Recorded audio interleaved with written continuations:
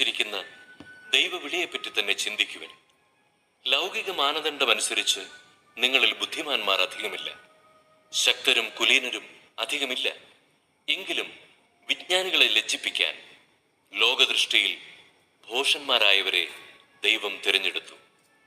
ശക്തമായവയെ ലജ്ജിപ്പിക്കാൻ ലോകദൃഷ്ടിയിൽ അശക്തമായവയെയും നിലവിലുള്ളവയെ നശിപ്പിക്കുവാൻ വേണ്ടി ലോകദൃഷ്ടിയ നിസ്സാരങ്ങളായവയെയും അവഗണിക്കപ്പെട്ടവയെയും ഇല്ലായ്മയെ തന്നെയും ദൈവം തിരഞ്ഞെടുത്തു. ദൈവസന്നിധിയിൽ ആരും അഹങ്കരിക്കാതിരിക്കാനാണ് അവിടുന്ന് ഇങ്ങനെ ചെയ്തത്.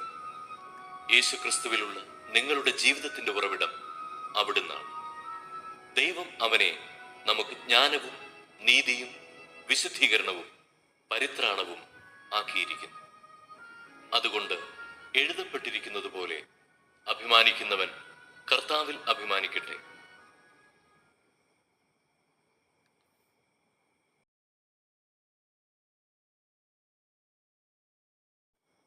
യേശു അവരുടെ സിനഗോഗുകളിൽ പഠിപ്പിച്ചും രാജ്യത്തിന്റെ സുവിശേഷം പ്രസംഗിച്ചും എല്ലാ രോഗങ്ങളും വ്യാധികളും സുഖപ്പെടുത്തി എല്ലാ നഗരങ്ങളിലും ഗ്രാമങ്ങളിലും ചുറ്റി സഞ്ചരിച്ചു.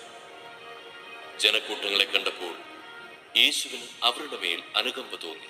അവർ ഇടയിലില്ലാത്ത ആടുകളെ പോലെ പരിഭ്രാന്തരും നിസ്സഹായരുമായിരുന്നു. അവൻ ശിഷ്യന്മാരോട് പറഞ്ഞു, വിളവധികം, വേലക്കാരോ ചുരുക്കം. അതിനാൽ തന്റെ വിളഭൂമിയിലേക്ക് വേലക്കാരെ അയക്കാൻ വിളവിന്റെ നാഥനോട് പ്രാർത്ഥിക്കുവിൻ.